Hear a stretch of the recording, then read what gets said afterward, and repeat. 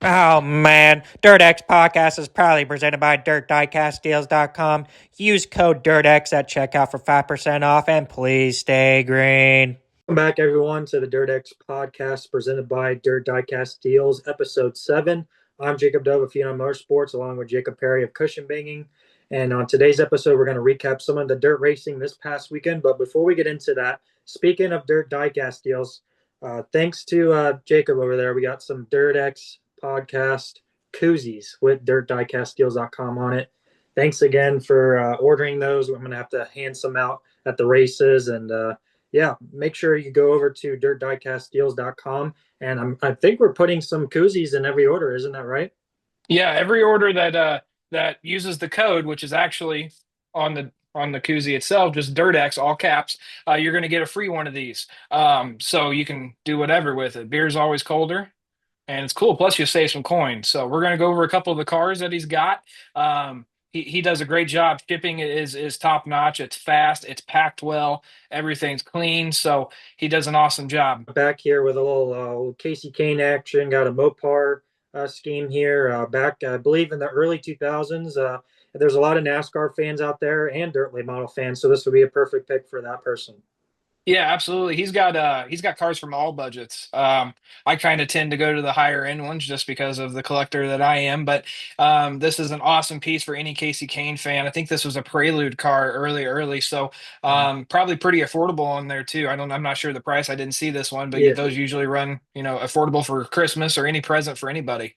yeah, it's on sale right now for $94. So There you definitely go. definitely perfect for under 100 bucks. New stuff. This is a cool Ricky Weiss scheme, and obviously it's a new one because it's got the teal and the orange. And actually, my buddy Darren Dryden of DJD Graphics and Gear designed this car for Ricky up in Canada. Super clean car. It's different from his black and red Dryden stuff, so definitely a cool piece. And if you're a Miami Dolphins fan, definitely cool too. Yeah, absolutely. So that one is a limited run as well. I think there was, oh, somebody's gonna have to school me on this. I want to say there was under 50 of those made. So custom box, that's a Hobson car, I believe. Mike Hobson takes all the decals and everything and puts them on there. His are usually sometimes better than the ADC as far as graphic quality and details and everything else like that. So us collectors, we tend to kind of cater to the Hobson cars, and I think this is one of them. And if you don't feel like spending $100, $200 plus on some bigger scale diecasts, we got some small diecast that he also provides here. We got a B Shep one. It's from last year, but I mean, this was one of my favorite schemes that he ran. The cool orange and camo on there. Definitely great for the kiddos too. You know, there are a lot of kids I see in the pits with their diecast cars. They got to start somewhere. Yeah, absolutely. So there's a huge market for these too. These are sometimes harder to find than the bigger cars because the bigger cars, a lot more people collect them. So with these, kids abuse them and everything else. So I know people that strictly collect, the 164 scale. They're much cheaper, but still they can bring some good money and very sought after cars and cool. They don't take up a lot of room, so it's perfect for somebody on a budget that doesn't have a lot of room. Definitely check that out. As always, use code DIRT-X at checkout. Get 5% off your order. And thanks for Dirt Diecast Deals for sponsoring our episodes. And speaking of goodies, though, I want to give a quick shout out to Jacob because he got me some stuff today sent in the mail. Big box outside my house. And I was like, holy crap, I wasn't expecting that. But got me a Nick Hoffman sign here, signed by Nick. And then a Justin Peck signs, a Sheldon Haudenschild hero card. And even some reading material. I think I need to read some more. So yeah, definitely gonna check that out. But definitely appreciate it along with all the koozies. So yeah, thanks again for that. Yeah, I knew you were kind of down in the dumps here lately, so and I knew you would have much better use for the push and flip stuff than I would. So congratulations. Yeah, thanks. And we'll get to the end of the episode on why I was down in the dumps, but we want to start on a good note. And there was some good racing this past weekend with the Lucas Oil Dirt Late Model Series. And actually, it was, the top viewed race this past weekend on Flow. And I really like that Flow put this out there to show where this kind of stacks up as far as the other races. The Lucas Oil Pittsburgher 100 was the most viewed on Flow Racing, along with USAC. Even had some asphalt out there, Mars even getting some love. What are your thoughts about Lucas Oil getting the most views this past weekend? Well, I mean, I'm not surprised. Based off the storylines and everything going in there, I mean, King Kong Ricky lost the points. He's in second going into Eldora, so he's going to have to win out here to even have a shot. So the storyline plays a lot into this. Now, Ricky had a good race going and had a flat, so now that gap is even more. So Ricky is going into Eldora second, and that's tough, man. For the year that he's had, he's been on top almost all year. I think JD led early Speed Weeks era, stuff like that. But then Ricky, quickly took it over. So I, I don't want to sit here and sound like a points expert by any means, but I believe the championship is going to be Ricky and Devin unless something detrimental happens. I don't know if Jonathan can cover that without them finishing, not making the feature or something of that nature. So it's going to be a dogfight in Ohio. And I'm stoked for it. I know Devin's going to go for broke. I know Ricky is too. There's a ton of money on the line, and everybody wants the trophy too. So I'm not surprised, more or less, with the storylines going in. And let's face it, High Limit was off, so that will usually take the crown, but they were off, so it is what it is.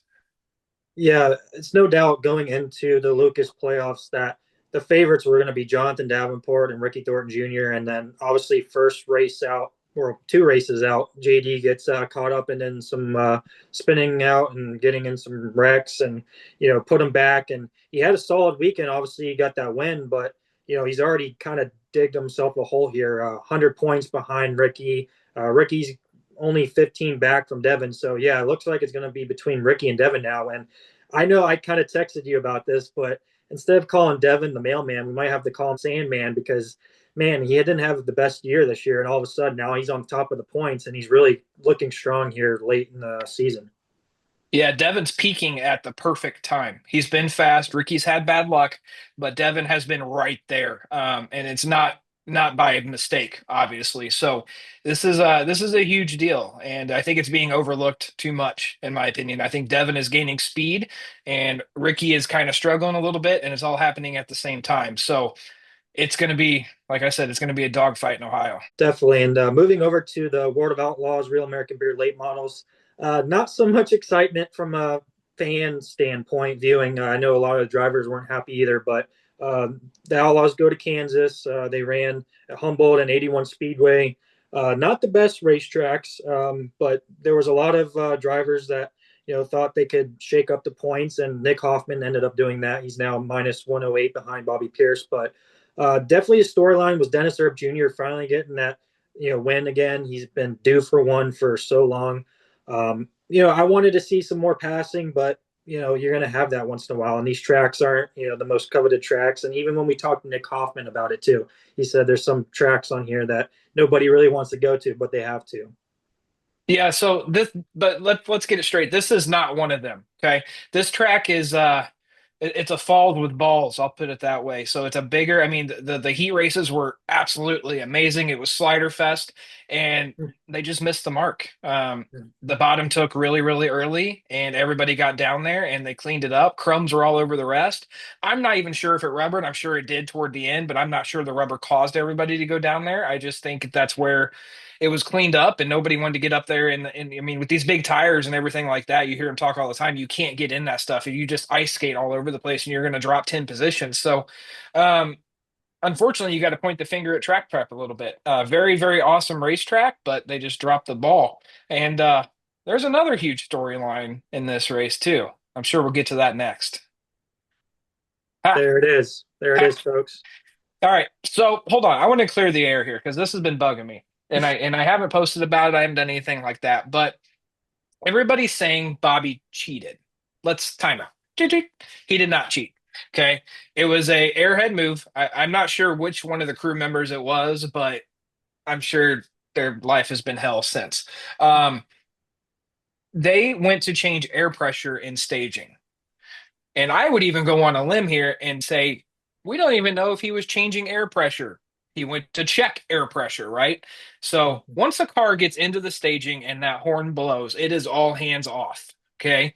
But as a crew member, it's easy to forget that. Okay. So they didn't go out there, that they weren't cheating, they weren't doing anything else. They just went out probably to double check air pressure to make sure. It says, oh shit, did I do it? And you start second guess yourself. And then he runs into staging lane and does it. I will say props to Francis for putting Bobby at the back though, because if you let that happen, even though probably nothing would have came of it or anything, but rules are rules, and you got to stick by them. So everybody's saying Bobby cheated. That's not the case. It's not the case at all. Um, but once again, rules are rules. And then on top of that, to double worse than the luck, they got locked down in the bottom. You can't pass shit. So it is what it is. But I wanted to clear the air on that because that's been bugging me. Yeah, I'm glad you brought up that Steve Francis did the right thing and sent him to the tail. But, I think it was a little bit misconstrued out there on the internet that he was penalized points and all that. And you really had a deep dive if you weren't watching that race that what actually happened. And obviously, rules are rules. And I'm glad they took change. I can't be a little biased here on this situation, but do you think it should have been a worse penalty? Because it's not the driver, right? But it's his crew member. Right. You can't touch the car no matter what when you're out there. Yeah, they're pushing the car, they're around it. You got checking on the engine, but I don't know. There's a debate on if he should have been penalized points and all that. I won't speak on it because I want the hardest penalty for Bobby. But what are your thoughts on that? No, I think it's the right penalty. It's no different than, the asphalt racing or anything like that. You go to the tail. If you bring out a backup car in asphalt, you go to the tail. So it fits the criteria. It wasn't like he was out there changing shocks after tech, right? It wasn't like he was doing something crazy. I think it was the proper call, and it didn't work out in Bobby's favor. He definitely he bit the pillow and ate it. So I think it worked out. I don't know, like people saying that they should have been penalized more. What do they want, I guess? We want a close points battle. I think that's what we want. Well, that's not a detriment of a bonehead move like that. Bobby's earned it all year. And going into Charlotte, it's still possible. I think we're going into a situation like we did last year where it'll be close, but not close enough, unfortunately. And I wish Nick the best, but I don't wish it for detriment to Bobby at this point. And keeping on the late model topic, I feel like we bring this up almost every episode now about the Dirt on Dirt top 25 rankings. And I know you sent this to me earlier, but we just talked about Bobby, and you know that I'm not the biggest Bobby fan, so I was pretty happy that he got moved down to fourth. But let's be honest, he hasn't been running as well lately, not contending for wins like his usual self. But obviously, we see RTJ back at number one, like he was, and Jonathan Davenport still too. But I don't know, Devin Moran is at three, and I think he might be creeping up on Davenport there for number two. Yeah, the top three you can throw in a basket and Yahtzee roll them in whatever way they land. I think everybody will agree with a little bit. Those three are about the three fastest in the sport right now. So it's tough to contend with. I would argue the whole top five is good with me. I might flip flop Davenport and Moran or something like that. I think Brandon is a fair number six with the way he's been running. I think he's contention to be number, top five with as strong as he's been running. Huddy, you fit in right there, unfortunately, with the luck you've had. I think T Mac is getting robbed here. T Mac's probably the third, he's top three fastest car in Outlaws. In Turbo, let's face it, he's been cherry picking a little bit. So he didn't run, he ran okay at Knoxville and everything like that, but I don't think he deserves to be nine over T Mac. The real robbery here is Dennis Erb at 15th, and then Overton and that team can't find their ass with both hands right now, but yet Herb just won a race and is behind them. So, I don't know. Jury's out for me as far as the bottom of the list. Dale McDowell's still hanging around for some God known fucking reason. He hasn't raced in 3 months, right? He hasn't raced since Eldora, I don't think. So why is he even still on the list? So, yeah, Winger. He just went and he won Falls. So how do you put him at number 20 with a guy that hasn't raced for 90 days? I think it gets really tough, from ninth to say, 19th, all those guys in there based on, Ward of Outlaws, Lucas, and then guys that are just running, Mars or local, Hunt the Front or Southern Thunder Dirt Series. I want your opinion on this because I know you're an Illinois guy. I'm a Southern guy, but we just said about Brandon Overton, he can't find his ass. He's ranked 14th, right? And he's full-time Lucas. He's a mediocre Lucas driver right now, but you got Jason Fager ranked right ahead of him. And Jason Fager is a great Mars driver. He's a great driver at Illinois Bull Rings, when they run with Lucas and Outlaws and all that. Do you think Fager is, at the end of the day, really better than Brandon Overton right now? It depends on which Overton shows up. It's there's sometimes Overton, like I thought he was putting together a great weekend this weekend. I was like, all right, you're second in your heat, contending for a win. Quick time. I think he got or second or third or something like that. I'm like, okay, we got something here. And then he just does nothing in the feature. So I mean, it depends on which Overton shows up. But let's tell the full story here. The Longhorn House Car Riggs Overton, that is that program, right? So it's hard for me to say that Feger is faster than Overton, but Feger is outperforming Overton right now. I mean, let's say what it is. There's an unlimited checkbook with the Riggs Overton Longhorn team, and Feger doesn't have that. He's out there doing what he does, the best he knows how to do, and hey, Weebles wobble. Sheldon Haudenschild got the win, a National Open win at Williams Grove. Man, I don't know how long I've been waiting for Sheldon to pull off a national win like that. What are your thoughts about this? I know we've been talking about Sheldon and Stenhouse Jr. Marshall Racing parting ways. I think this is a big win for that team as Sheldon only has a few more races left, of 2025 in this car. Yeah, so let me get my facts straight here before I say my opinion. So both Sheldon and the crew chief are gone, right?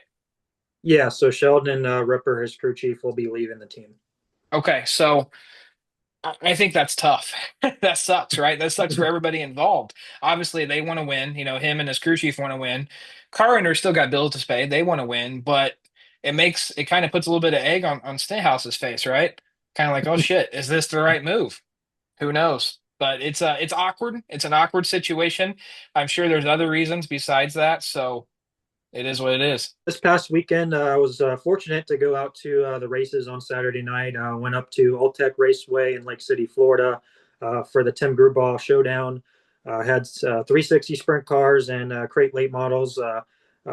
During the crate late model feature, Mark Whitener would end up getting win. I think he showed up with like three cars with no stickers on them. I think even one of them was Kyle Brunson's old car, which was kind of interesting, stripped down. I know those guys are buddies, but definitely was fun. I know it was special for Brandon Grubauer, one of our local drivers. He ends up getting the win for his dad. I mean, how cool is it to win your dad's memorial race? Passed away a couple years ago, coming up on 3 years, and he goes out and wins it for his dad. And then, in victory lane, he's pulling up to the sky, and definitely a huge event. And I was glad that I was there to support it. Yeah, absolutely. So kind of we had two of those going on this weekend. I mean, we had Woo at I-80, I think, and Gustin had the Dressel throwback, both late model and mod. Wasn't able to get it done in the late model. I thought he had a hope there early in his heat and qualifying. I'm like, okay, he's gonna have a shot at this. And then he just didn't. But in the mod, he got it done. And it's really cool to see. So I'm glad both of those guys were able to do it. In the sprint car world, we lost a huge figure, person that inspired a lot of people. One be a Shark Racing team with Logan Schuart and now Ashton Torgerson, Jacob Allen's father, Scruffy, Bobby Allen, better known as Scruffy. I mean, he was a guy that showed up with a dirty hat, dirty fire suit, would take something that was, not ordinary and turn it into an extraordinary. He was an innovator. He was a person that inspired a lot of people. He's definitely going to be missed. Definitely was devastated. Wanted to share some photos of Scruffy Allen here back in the heyday of sprint cars. I mean, look at the way these cars were back then with the wings. I mean, it's just unbelievable these guys drove these things. Yeah, I mean, at that point, what's the point of the wing? Like, what purpose does it serve? Just strip it off and run non-wing. But I mean, technology is a crazy thing, and a notebook and technology will solve a lot of problems, and photos are proof. That took me back to some times where I talked to Scruffy. He was always a guy that, you stopped in the pits and you talked to him. He would give you his time, always telling about, funny stories about the good old days of racing. I mean, just look at this. I mean, I don't think they give those reefs out anymore, except for the Indianapolis 500. And he's got, I think a skull hat on. I mean, this is just badass back then in the day where these guys just showed up and brought their balls and put it all out there. I mean, and there was no factory teams. I'm sure there was nothing of that nature. It was just guys, tools, and knowledge and balls. So, last of a dying breed for sure, and it sucks. Condolences go out to the Allen family, the Schuart family, all of Shark Racing. He's definitely going to be missed. And yeah, he won't be forgotten, that's for sure. So appreciate everyone for tuning in today's episode. We really appreciate it.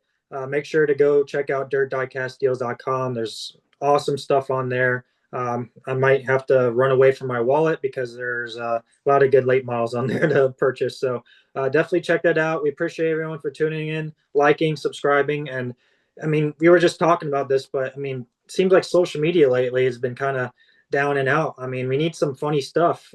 Got any memes cooking up there? Uh, it's been kind of dry, man. It's in dry territory. I think that's in order for social media to do what it does, it's got to have material. And if I'm out, I know the rest of everybody else is out. So you can definitely tell it's going to the wind down of the season, but we got one of the biggest races coming up at Eldora. I think there's going to be some material there. And then the granddaddy. The granddaddy. The dome's coming. And if there's not material at the dome, something is wrong. Cody Summer is watching this somehow, please accept my credentials. I would really appreciate it. But You ain't got to accept mine. I mean, I'm good. So we really appreciate it. And as always, if you want to be featured on our podcast, make sure to tag us in any funny tweets or any comments. Just send them our way. Thanks for watching, and we can see you guys in the next one. Deuces.